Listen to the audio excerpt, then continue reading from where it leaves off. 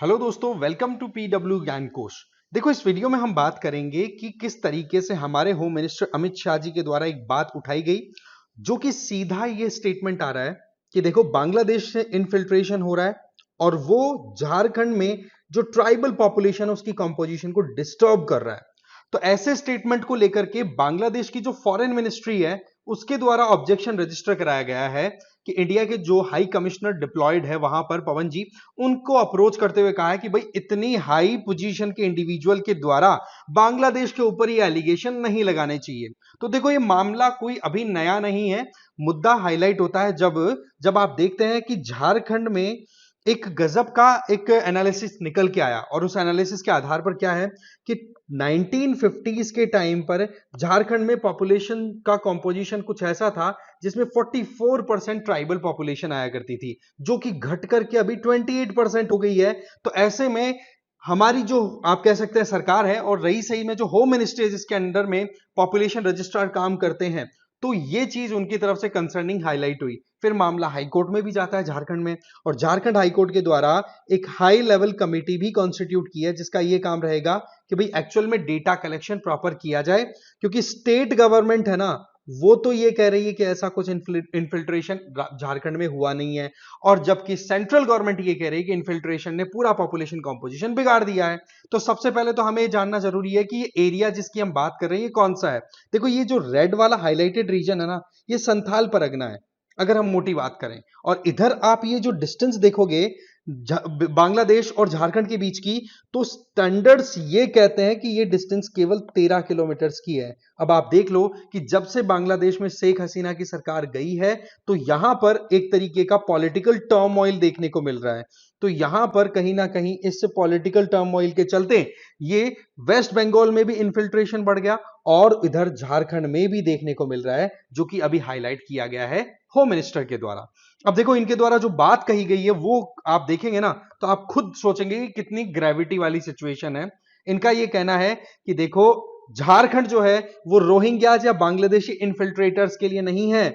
यहां पर जो झारखंड मुक्ति मोर्चा जेएमएम की गवर्नमेंट चल रही है प्लस कांग्रेस, तो बोले ये लोग मिलकर के यहां के लोगों की प्रोटेक्शन करने में सफल नहीं हो रहे हैं। और हमें ये ध्यान होना चाहिए कि वाकई में झारखंड की पॉपुलेशन कंपोजिशन क्या है। आप देखो, यहां पर 26% पर आ गई है एसटी पॉपुलेशन, जबकि ये 44% से भी ज्यादा पॉपुलेशन हुआ करती थी। यहां पर रहने वाले जो लोग हैं उनमें मेजरली आपको हिंदुइज्म को फॉलो करते दिखेंगे, कुछ ट्राइब्स हैं वो क्रिश्चियनिटी को फॉलो करती दिखेंगी, और शेड्यूल ट्राइब्स के अंदर कुछ ऐसे भी हैं जो अपना खुद का रिलीजन भी फॉलो करते हैं, खुद के टर्म सर्कमस्टांसेस या फिर कल्चरल एस्पेक्ट में वो कंटिन्यू करते हैं अपनी लाइफ को। यहां पर रहने वाले लोगों की भाषा हिंदी, भोजपुरी, मैथिली, मगधी, उर्दू, ये भाषाएं चलती हैं। और ट्राइबल कम्युनिटीज की बात करें तो मुंडा, संथाल, हो, ये मेजर है, जो कि ऑस्ट्रो एशियाटिक फैमिली से बिलोंग करते हैं। जब हम ज्योग्राफी में देखते हैं, अलग अलग लैंग्वेज जो है फैमिलीज से बिलोंग करते हैं, और ये हमने द्राविडियन लैंग्वेज के तौर पे भी कंसीडर किया हुआ है। इसका मतलब ये हो गया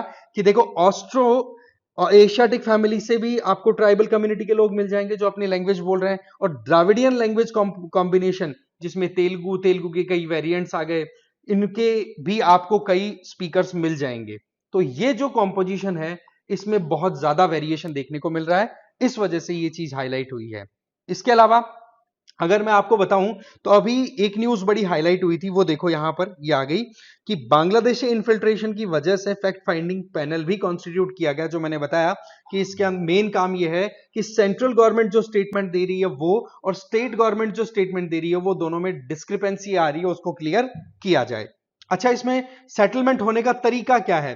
देखो, ट्राइबल कम्युनिटी जो है ना बांग्लादेश यहाँ की, झारखंड की, उनके अंदर एक इंपॉर्टेंट ट्रेंड चलता है या उनका एक अलग ही कस्टम है जिसको बोला जाता है दान पत्रा।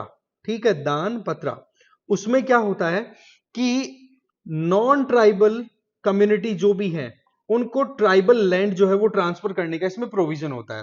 इसका अगर और मैं कल्चरली डीप डाइव करूं तो इसमें सिंपल ये है कि ट्राइबल कम्युनिटी के किसी भी XYZ इंडिविजुअल के साथ में किसी नॉन ट्राइबल कम्युनिटी के इंडिविजुअल ने शादी वाला रिश्ता स्थापित कर लिया, तो वो ट्राइबल कम्युनिटी का जो इंडिविजुअल है वो इस रिश्ते के आधार पर अपनी प्रॉपर्टी को ट्रांसफर कर सकता है नॉन ट्राइबल कम्युनिटी के इंडिविजुअल को। और ये जो चीज है ना, इसका कहीं ना कहीं एक खतरा मंडराता हुआ दिखाई दे रहा है कि जो बांग्लादेश से इन्फिल्ट्रेटर्स आ रहे हैं वो ट्राइबल कम्युनिटी रीजन में जा रहे हैं, वहां पर अपने खुद के रिलेशन स्टैब्लिश कर रहे हैं और फिर उसके आधार पर उनको ये जो दान पत्रा वाला जो कॉन्सेप्ट है इसके आधार पर जमीनें मिल रही है, जिसके आधार पर वो वहां पर जमीनें भी क्लेम कर रहे हैं। तो कुल मिलाकर के ये अपने आप में बड़ी कंसर्निंग फैक्टर जो है वो निकल के आ रही है।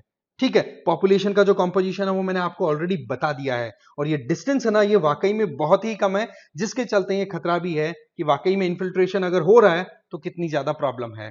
वैसे देखा जाए तो इंडिया और बांग्लादेश के बीच में इन्फिल्ट्रेशन की ये प्रॉब्लम नई नहीं है। बांग्लादेश जब ईस्ट पाकिस्तान हुआ करता था उस समय भी इंडिया में बहुत ज्यादा इन्फिल्ट्रेशन हुआ करता था।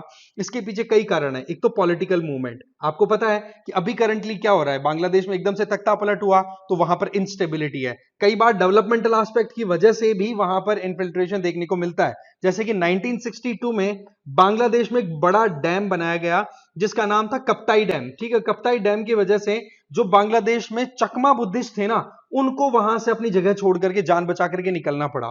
सिमिलरली 1971 आते आते जब बांग्लादेश लिबरेशन वॉर हुआ उस टाइम पर बांग्लादेश में जिस तरीके से वेस्टर्न पाकिस्तान की तरफ से जेनोसाइड किया गया था बांग्लादेश में, तो उसके चलते बहुत लोग इनफिल्टर करके इंडिया में आ गए थे। तभी तो मजबूरन इंडिया को इंटरवीन करना पड़ा था उस लिबरेशन वॉर में।